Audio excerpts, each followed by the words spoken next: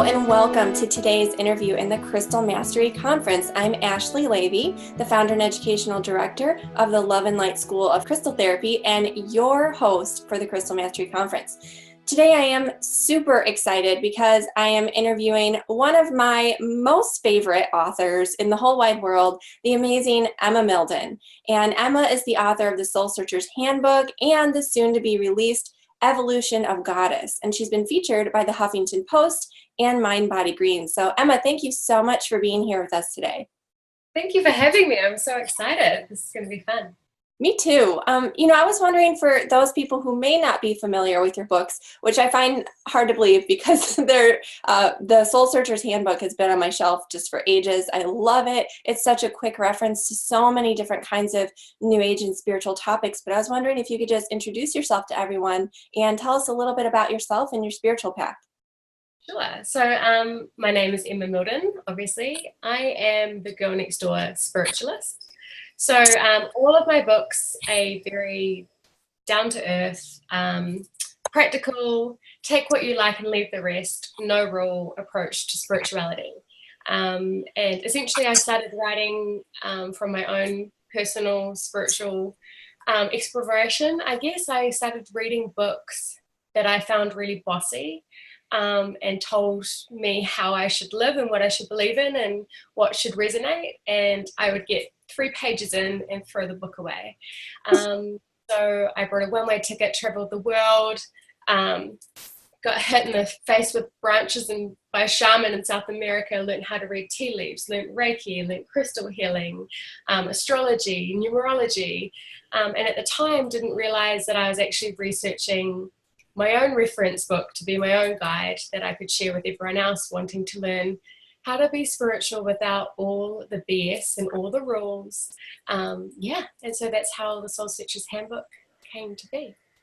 And that's one thing that I love so much about that book is it really is about each person's own spiritual journey and finding what works for you and integrating and crafting your own spiritual practice out of all these different approaches that you really did gather in your travels. And I just think it's such an amazing resource for people.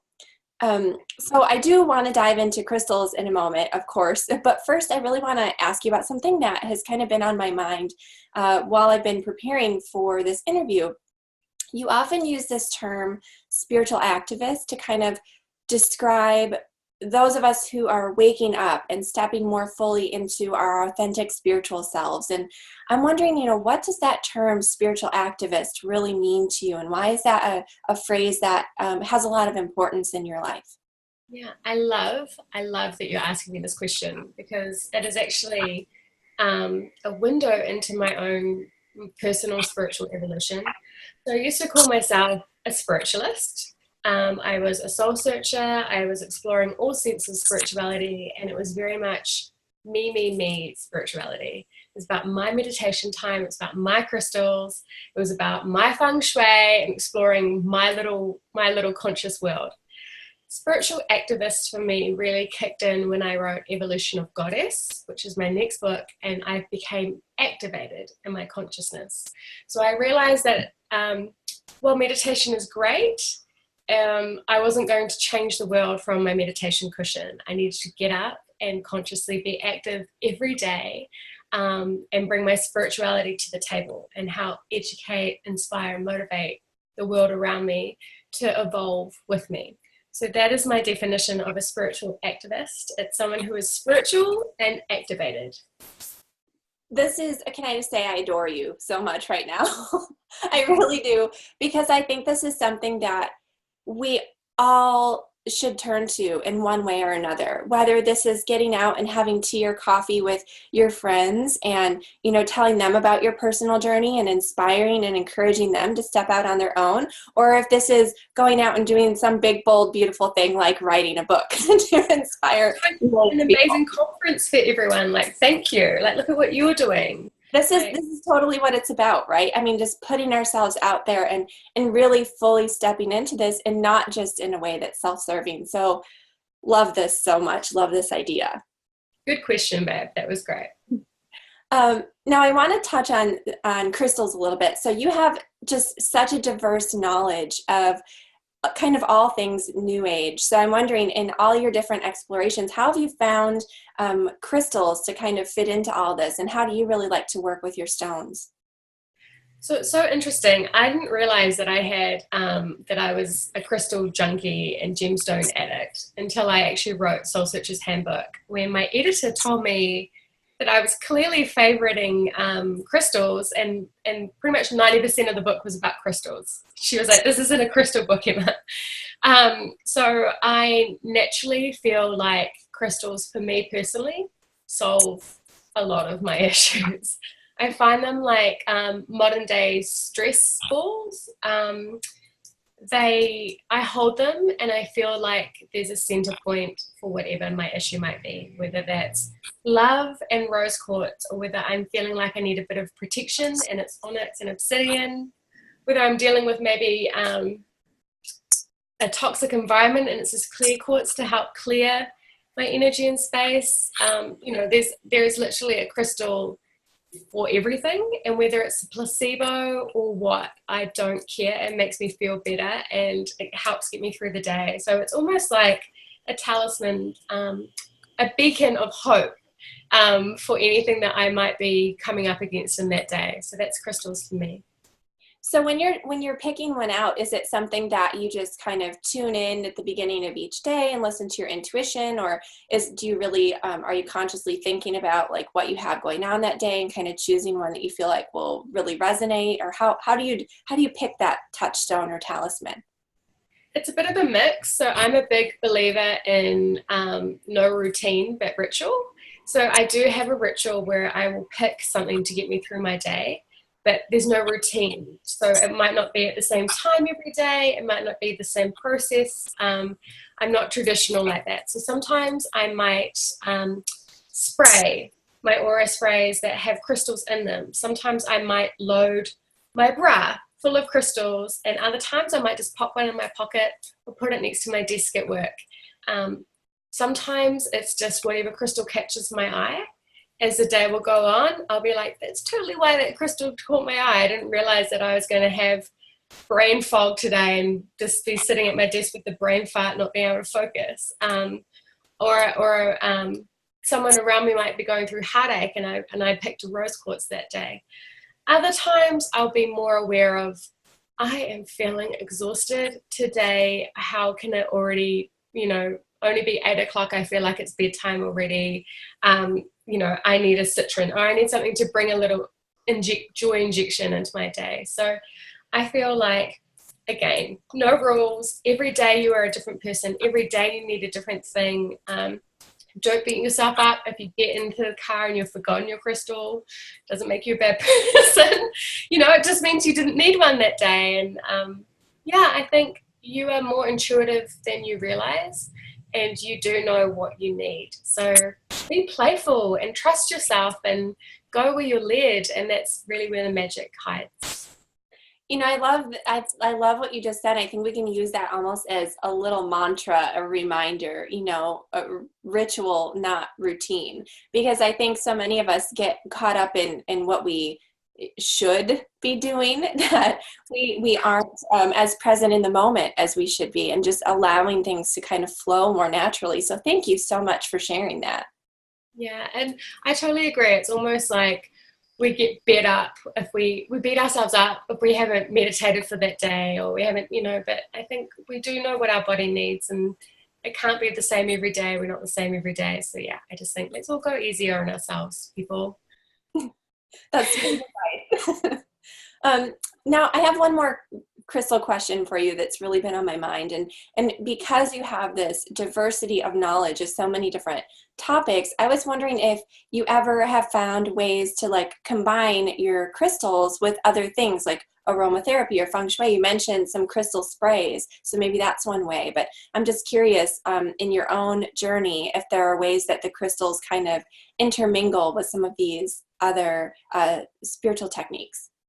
100%. So I'm always weaving together what I call crystal cocktails. And that might be different crystal combinations that I can hold or keep in my handbag, or like I said, keep down my bra, however far you want to take it. But I also love to mix them with feng shui. So they're in different positions of my room. I have onyx in every four corners of my house for protection of my home. You know, I mix them into my garden. So I have a tree position for abundance, and I put citron around it to help welcome in, you know, jade, all these things to welcome in good abundance into my life. And that's right next to my fountain that flows, has the flow of abundance into my house. And heaven forbid if my partner ever unplugs the fountain, which happens.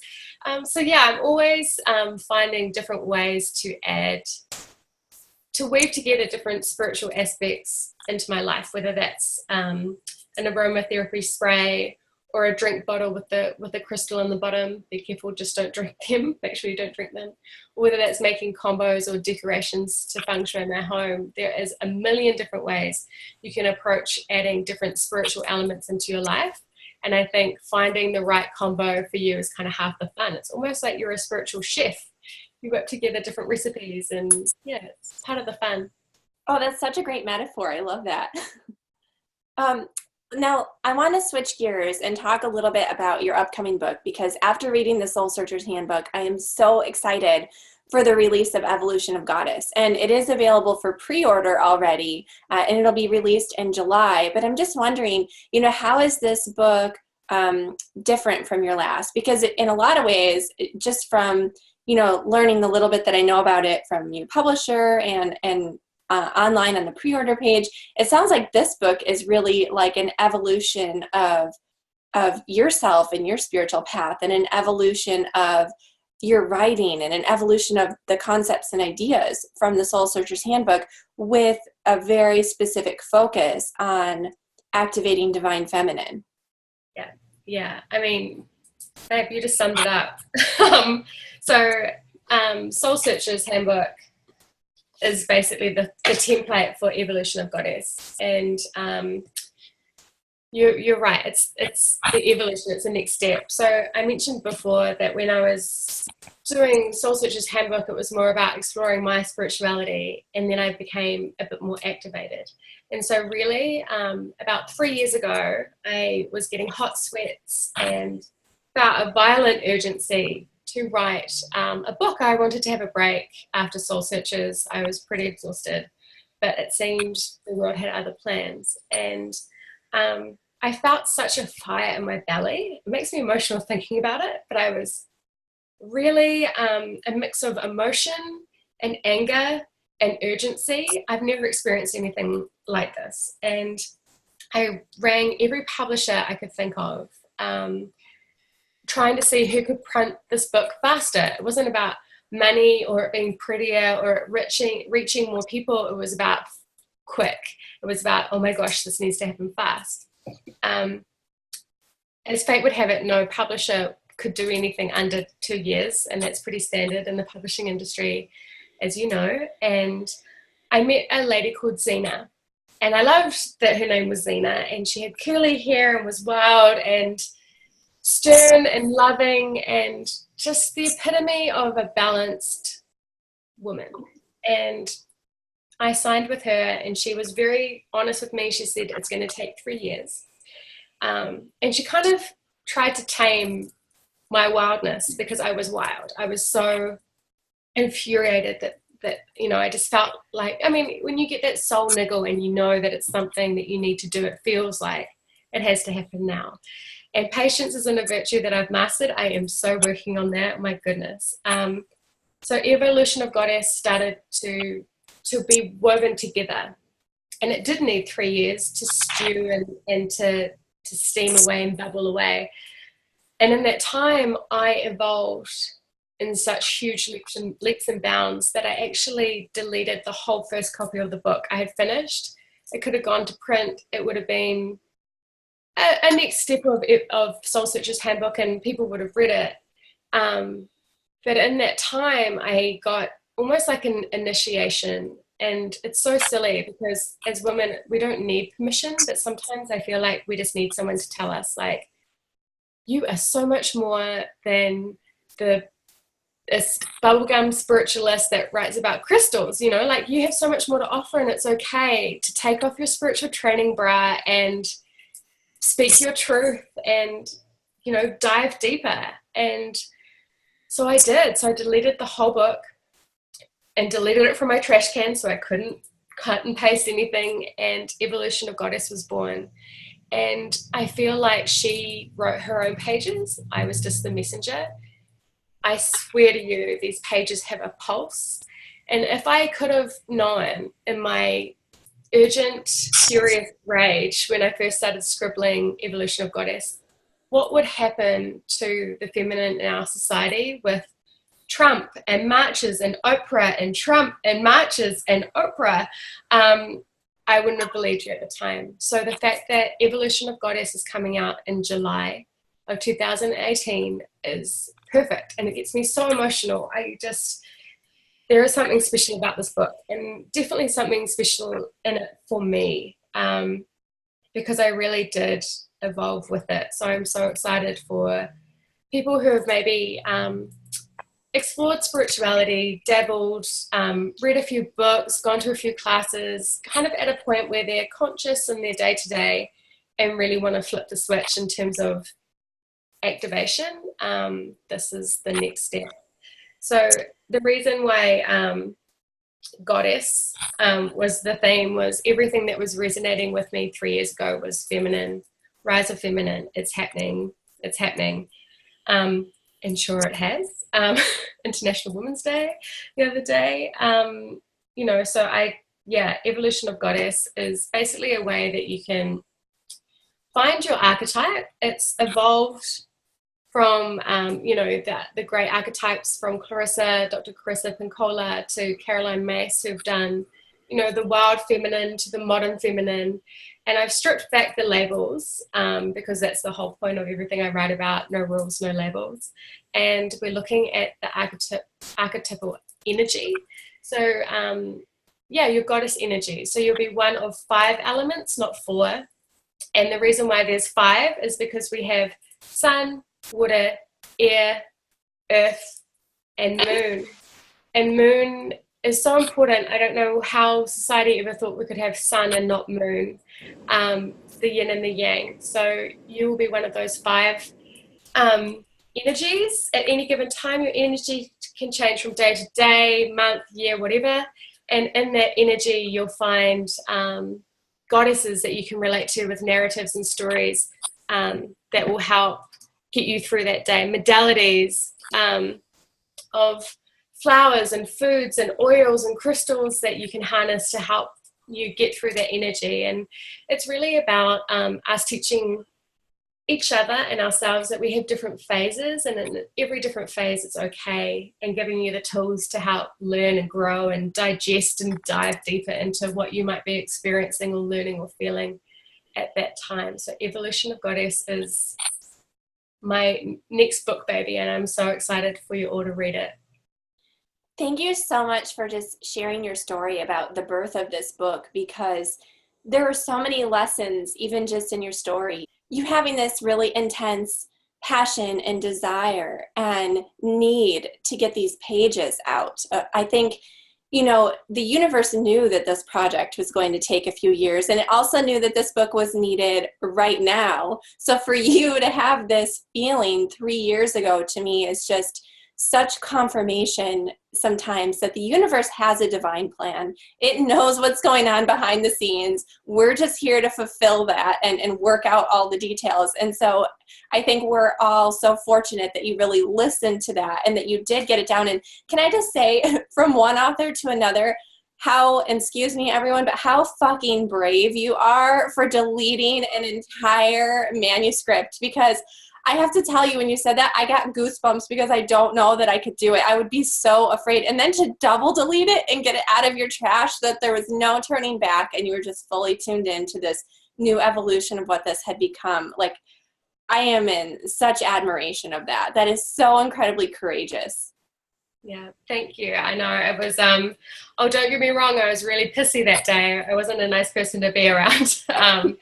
But I'm so glad I did it now. And sometimes actually just you get one shot at writing a book and then it's printed in legacy for eternity. So you really have to, yeah. That's so true. And, the other thing that I really love about this is, so it's almost like the Soul Searcher's Handbook was the how-to and the introduction and the foundation for all these different spiritual aspects. But then with your new book, with Evolution of Goddess, it's really you stepping into that spiritual activist role, and you're providing like this assessment, like you said, for us to really uncover which archetype we fall into, and then providing something that we can actually do to implement and step into that archetype more fully through all these different things that we learned about in the Soul Searcher's Handbook. So I think this is so phenomenal what you've done, and just thank you so much for kind of putting this out into the world. Thank you. Yeah, that's the best way to sum it up. Yeah, great. Well, Emma, just thank you so much for taking the time to be with all of us today and to share a little bit about your journey with crystals and your amazing book. So thank you again. Thanks so much for having me, Ash.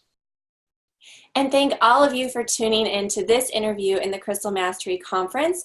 I want to make sure that you stay connected with Emma. So below this video, you'll find links to her website and her social channels. And you can also find links to order the Soul Searcher's Handbook and to pre-order your copy of Evolution of Goddess. So thank you so much for tuning in. And until our next interview, crystal blessings. The Crystal Healing Certification Program is coming soon. Want to know more? For info, free training, and to get on the list, go to crystalhealerschool.com.